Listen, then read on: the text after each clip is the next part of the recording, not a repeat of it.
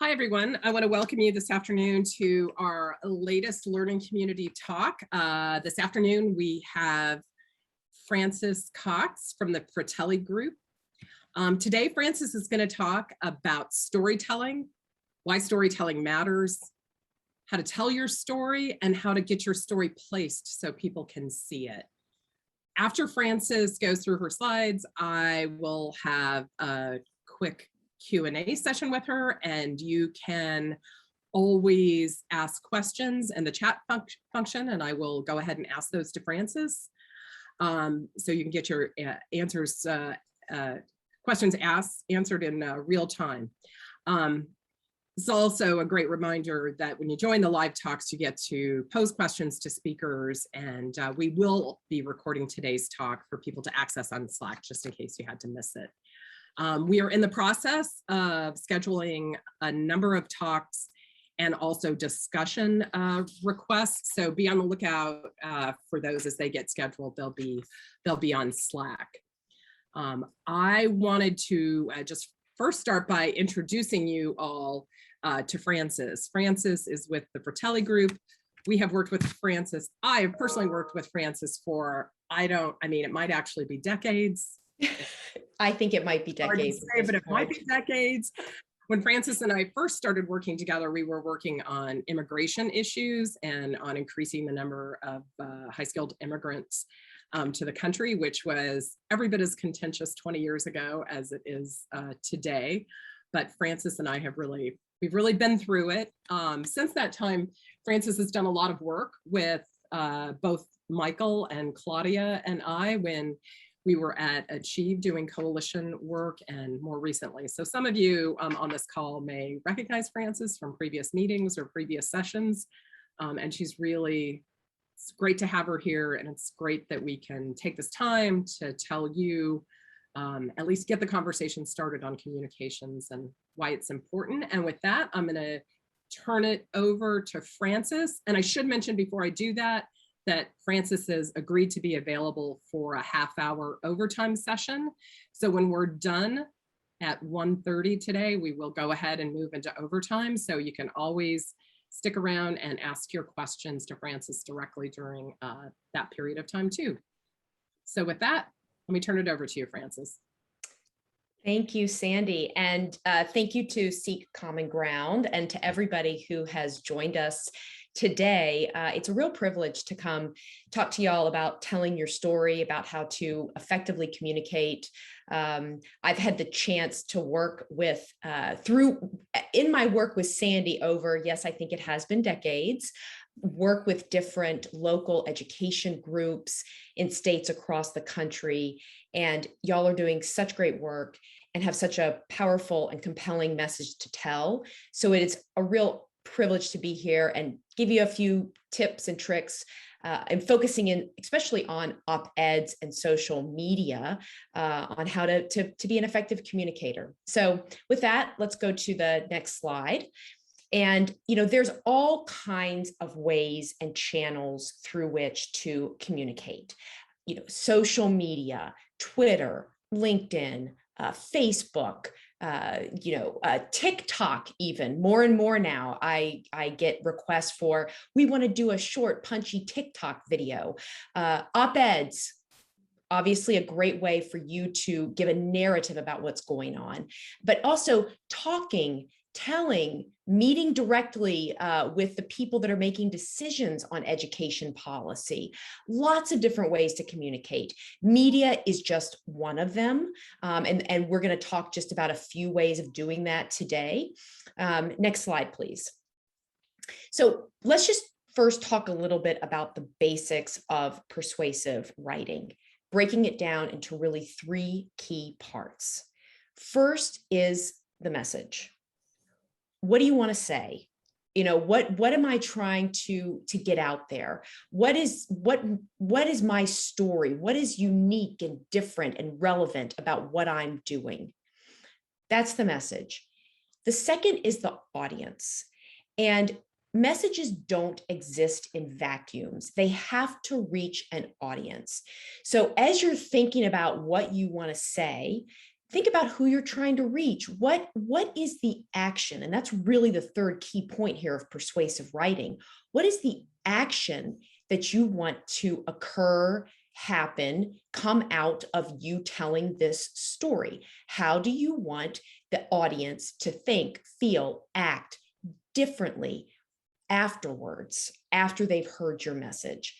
And the reason I say this is because for a message to be effective, for a message to create an action, it's got to reach the right audience to do that.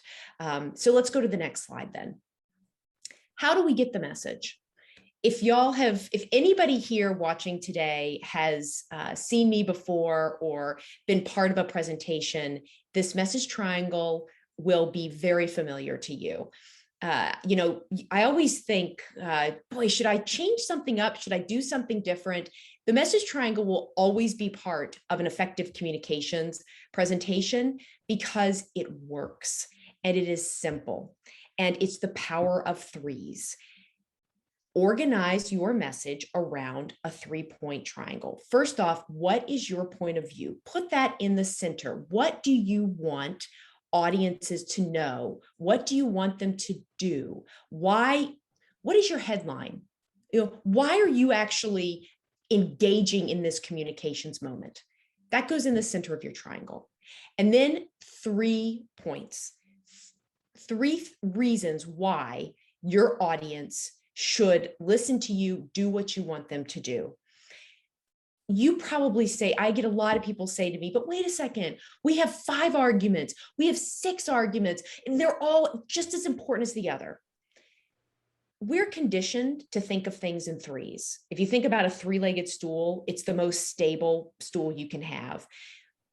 Because of that, because audiences think of things in threes, if you give your audience more points or more ideas than 3, you're forcing your audience to choose the 3 that are most important to them. I'm suggesting that you should choose the 3 that are most important to supporting your point of view. So that's why I say you got to get it down to 3 messages. Next slide, please. How do you connect with your audience? First, make it simple. People need to understand what you're saying. In the education world, in all worlds, not just education, but there's a tendency to use wonky language or jargon, terms of art that might be specific. Try to eliminate those. Remember, you're trying to relate or rather, if it's another educator you're trying to influence, then you may need to use wonk in terms of art. But think about who the audience is. What are the words that are going to work for them? Not for you, but for them. Remember, it's all about the audience. So keep it simple. Current, especially when you're using the media, you need what they call a news hook. You want to keep things current for any audience. Why should they care about this now? Remember, if you're trying to gain more awareness for yourself, the 2 things you can do are differentiation, what makes you unique, and relevant. And relevancy means being current to what's going on right now. Make it interesting. Add your own stories in there. And we're going to talk a little bit about this in a few slides. But how do you give something that's going to make people want to read to the next paragraph? It needs to be authentic. It has to be true to you. You have to have your own voice. And so make sure that it's authentic. And then it's really important to have a call to action. Have you ever had a conversation with maybe a spouse, a friend, a teacher at a school, and they say to you, okay, great, but what do you want me to do about it? Think about that for your own audience. Why are you telling them this? What's the call to action? Next slide, please. So let's talk about telling your story with an op-ed. And this is a very practical outline of how do you put together a compelling narrative that you can pitch to a local news outlet. So first off, that news hook, how do we make this current? How do we make it interesting? Right now, if you were looking to do an op-ed, the start of the school year is a great news hook because everybody, most communities, you've got parents, you've got kids, it's on people's mind about kids going back to school. It makes it current. What's your point of view and why are you, Rationale, qualified to have that point of view to be stating this opinion? 3 points. We get those 3 from our message triangle, no secret there. Then you want to address the counterpoint. We all know that when we make an argument, most of us know what the common pushback is. You want to take that head on. As we always say, if you can anticipate a pushback, if you can anticipate a counter argument, you want to account for it, and you want to then take it head on and offer your perspective, and then a conclusion. So let's go to the next slide. And on this next one, what we're going to look at is actually a filled out op-ed to show you what these actually mean by a news hook. Students are returning to school. The Delta variant continues to worsen. That's what's in the news almost every day. Your point of view: school should be a safe place for kids where families don't have to choose between their child's health and their education. Why are you a relevant person to be writing about this? Well, you're a community group leader and you're a parent yourself. And you know that we can ensure that investments, especially with new federal funds, are made to meet kids' needs and keep them safe as they struggle with the pandemic. Next slide, please. Here are the 3 points. I won't read each one of them. We can come back to these during the Q&A if you like, but basically 3 strong arguments for why we can keep kids safe in school and ensure that new federal investments do that. You'll notice here that I've given these points about inserting an anecdote. We're talking here about telling your story. Yes, you need arguments and data and facts. That's all really great. But stories, something that works, what you saw your Board of Education do, what's going on in your schools, what happened in your house one night that will help support your point. Those are what make your communications come to life. If you think about politicians, they can go out there and say why that we need better public schools.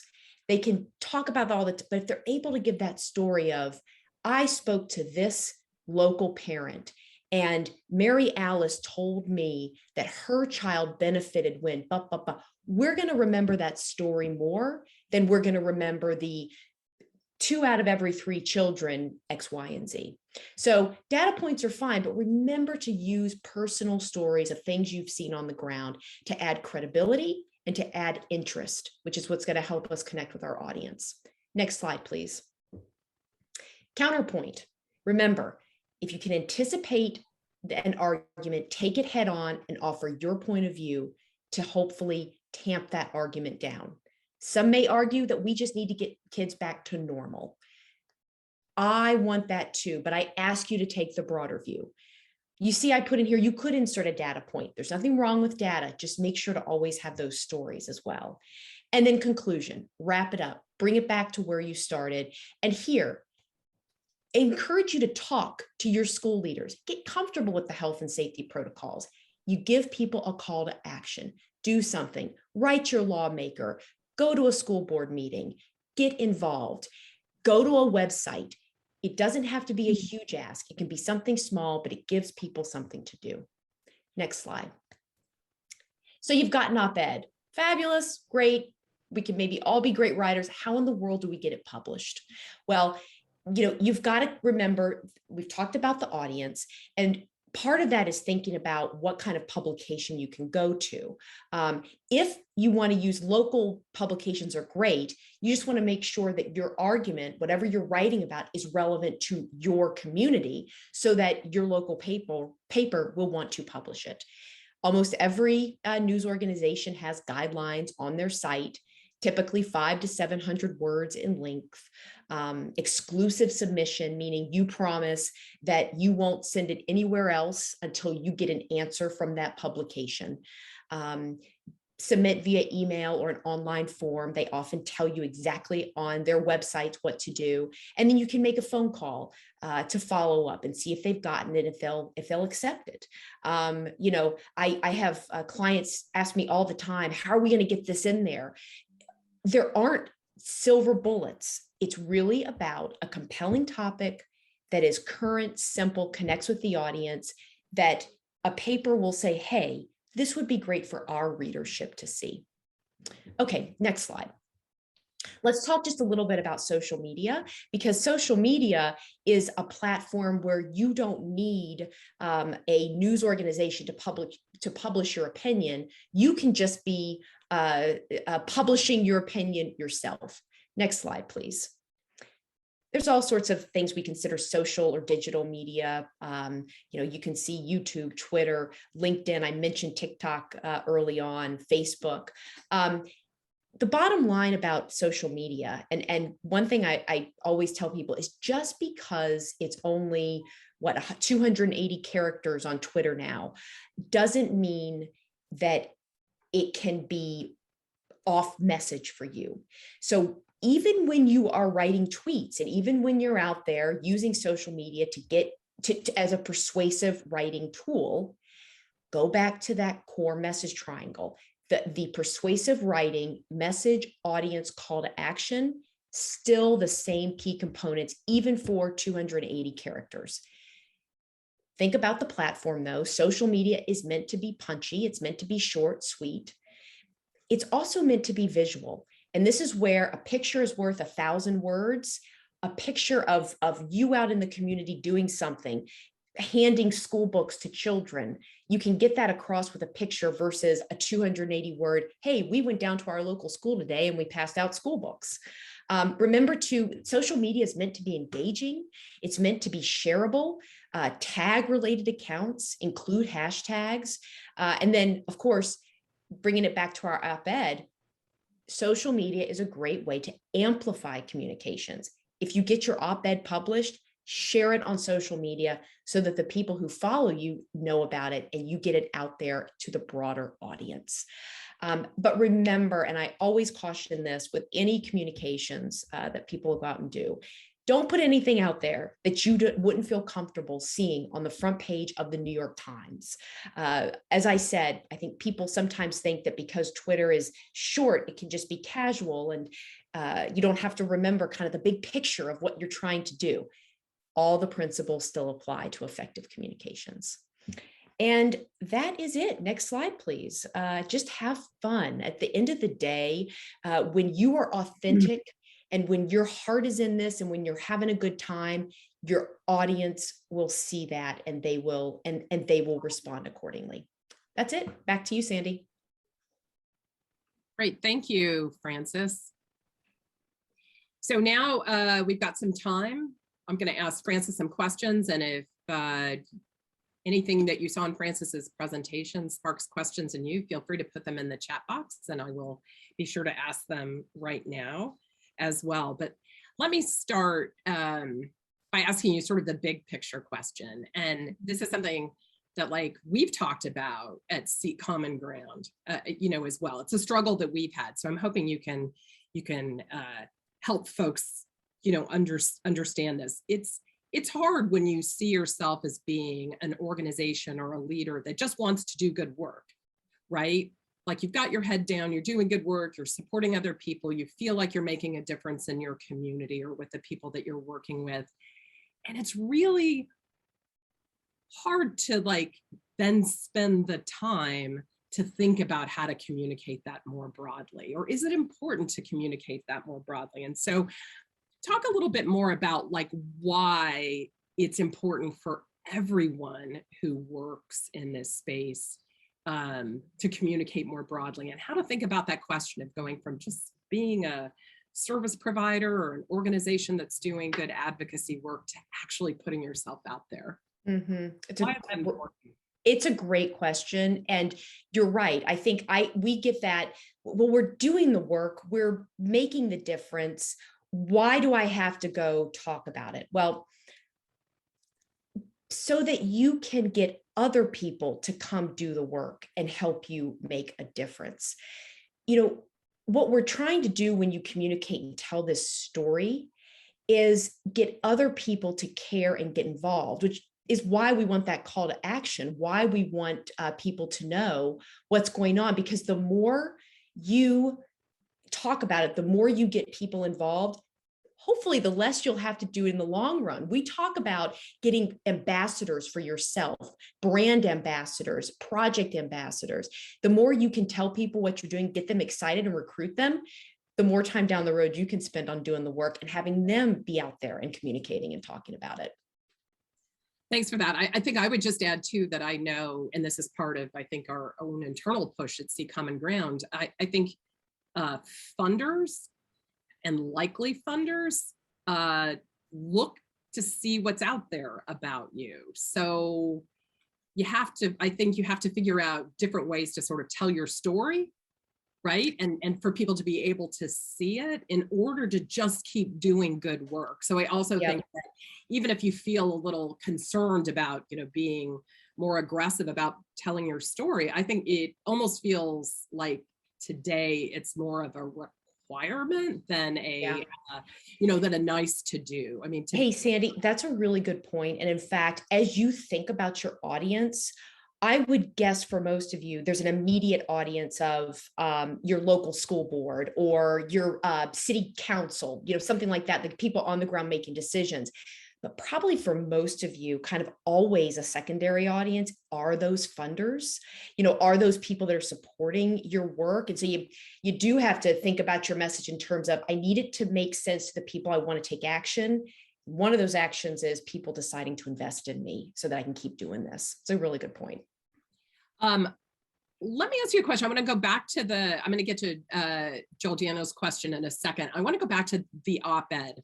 That our sample op-ed that we came up with, and just ask you, even as I was going back and forth and we were looking at it, we kept making it, I think, better, and we were trying to figure out like what's the hook. And I wondered if you thought at the end of the day whether our ask had too many elements in it. Because, we started off with the whole, like, wow, there's a lot of controversy about health protocols, mask mandates, that sort of thing. But, the work so we're worried about that because we care about kids' health, but we're also, the work that we do, maybe day in and day out is really more around kids' social emotional health or supporting families or advocacy. And we managed to kind of sneak in those issues too. But like, did we do too much there? Would you suggest at the end of the day that we have edited ourselves further? Well, okay. So we do this exercise when I do one-on-one communications training, and when we do advocacy training, even in groups, where we tell people to take your bio and now write your bio in 10 words. Now do it in 7 words. Now do it in 3. And if you sit and edit, you can get it down. I think it was Mark Twain that said, I didn't have time to write you a short letter, so I wrote you a long one, meaning that editing and brevity are really important, but they're really key to that simplicity that we talked about. So we maybe could have gotten our example down, but the bigger issue that you get your finger on here, Sandy, is keep the ask simple. And you're right, y'all have so many good things you're doing. And this goes back to my point about just 3 points. When you give your audience too much, when you pack a message with too many things, you force the audience to pick what they think is important versus you telling them what's important.